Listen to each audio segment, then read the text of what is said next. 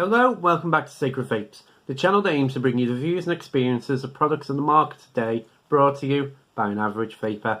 Now this week, I've got something that I bought mainly on aesthetics.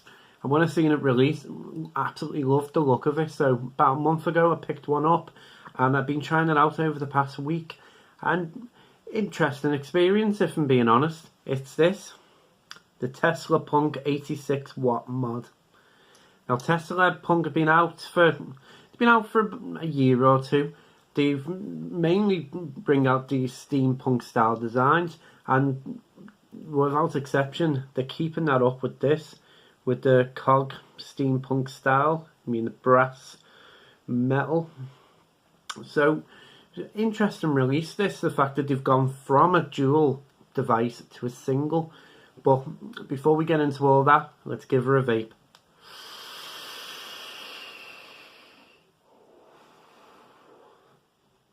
Now, what you get in the box, right? This is the packaging that you get it in.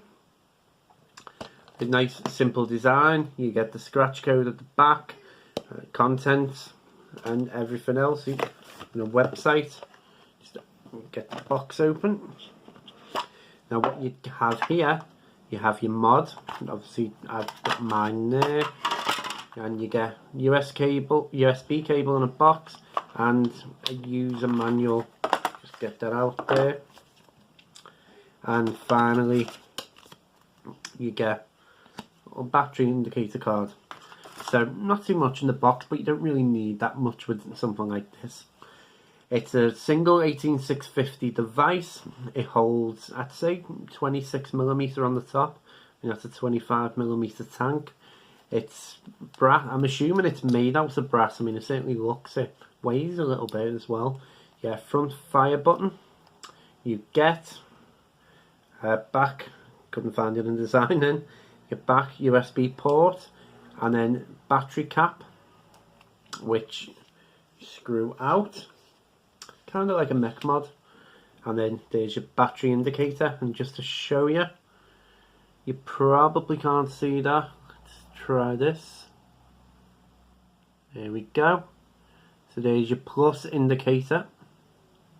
Take that back off again, and then the negative indicator is on the bottom, not the inside but the outside. As you can see, simply put it back in and tighten it up, and there's the screen. Now from what I can tell, there's only two modes on this. You have your wattage mode, which, as you can see, it'll just have your wattage. You have your battery indicator, you have your volt, and that's it. And then 3 clicks will take you into bypass mode. You'll notice in the corner there, if you can see, there's a B. It would be a P for the power mode. Bypass mode, as always, it says 50 watts. You can adjust that, but you're going to be getting the full hit of the battery. Switch it back to that again, and finally 5 clicks turns the device off. So there are all the details with this. Let's get into the pros and cons of this now.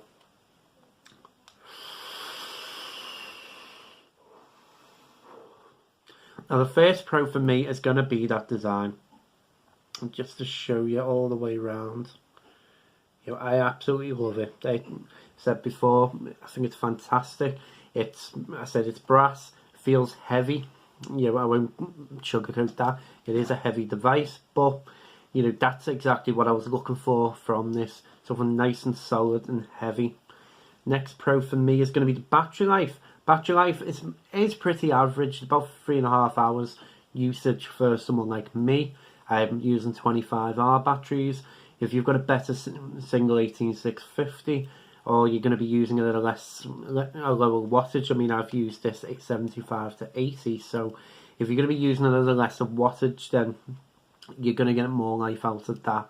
So that's pretty good. You know, I've had these type of devices draining an hour, so that's great. The screens are pro, nice and simple. You know, you've got your power displayed nice and big, battery indicators nice and big. You know, it's not overloaded with information you don't need. Firing it, that fire button is nice and clicky, as you can see. The fact that it holds slightly bigger, you know, you're not going to get a 30mm tank on this, but you're going to get, you know, if you've got something slightly bigger, maybe like an RDA and RTA, you know, especially if you can get it to match as well. As you can see, this doesn't match, and you know, you've got that little bit extra space. You know, using the battery cap at the bottom, that's nice and easy. You know, the fact that as soon as it starts making that connection, it'll fire up. Another pro for me is going to be if you're changing the battery while the device is on, it'll fire back up again. If I just show you, so that's on. So take that out. See, now it's off because there's no battery connection. And then as soon as you put it back in, it's straight back on. Now if it was off, then it won't come on from that. It'll stay off and you have to turn it on yourself. So that's another pro for me. Apart from that, you know, it's just a really, really nice feeling mod. Now get into the cons of it now. There isn't that many cons. I mean, I'd say that negative indicator not being on the inside of the cap is going to be a con for me, because that's naturally where I'd look for it. So you have got the plus indicator, the top end as shown, but I prefer that negative end just because it makes it easier. It's in your hand. There's a lack of options. That's going to be a con for some, not for me personally, because I don't use temperature control, but if you're looking for temperature control and things like that, you know, you're not going to find it with this device, or at least from me messing about with it, I couldn't find them settings. So if there is, then, you know, that, I apologize. But yeah, it's nice that you get the bypass mode as well, especially if you're using something like RDA. You know, you're going to make the most of that. The only other con I can say, it's a little bit of a strange one.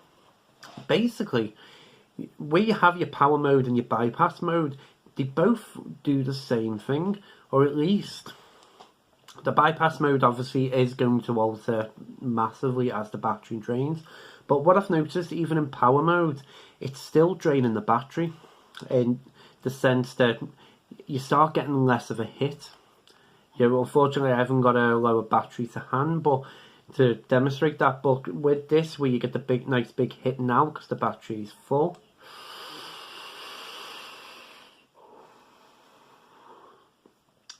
You know, as the battery drains, that even though it's set to 75 watts here, it does lower that power, and so you're not getting 75 watts. I mean, I thought it was the device being faulty, because I was getting a bigger hit on the Drag 2 than I was getting with this, until I've changed the battery and figured that out. So not a major fan of that. I mean, if you're going to have bypass mode and power mode, have them separately. And I suppose, actually, come to think about it, the other con I will say is that the battery power isn't being utilised efficiently.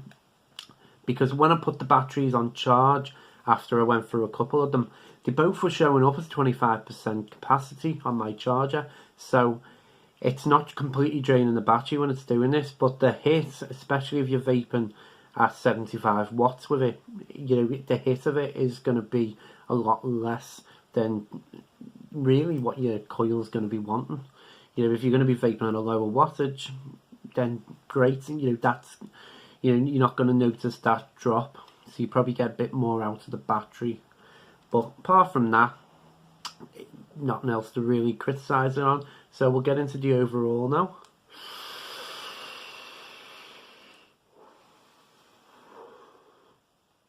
Now overall, it's not a bad little device, this. You know, it's going to be one of them niche products, mainly because if you don't want a big heavy brass style mod like this, you know, it's not going to be for you. For me, I mean, my experience, honestly, it wasn't fantastic because of that battery drop and the power drop, but I absolutely love it aesthetically still. I still think it's absolutely stunning. It's everything I'd want in a single battery device. Battery power, the life of it, can't complain at that. 3.5 hours. You know, if I say stick something of 30 watts on top of this, you'll probably get about 4 or 5 hours from it. So yeah, if you like the look of this, I would recommend it. It is going to be one of them devices you buy basically because of how it looks, rather than necessarily getting the best performance on the market out of it. But yeah, that was the Tesla Punk 86 watt mod. As always, thank you for watching. Really appreciate it. I'll drop a link below to the Facebook group as always. Go and join there. Get the latest updates on the channel. Next week, I'm going to be bringing this to you guys. Now, I've only been using it this week, so I wanted to give it another week before I can really bring an opinion on it. So, as always, thank you for watching. Stay safe.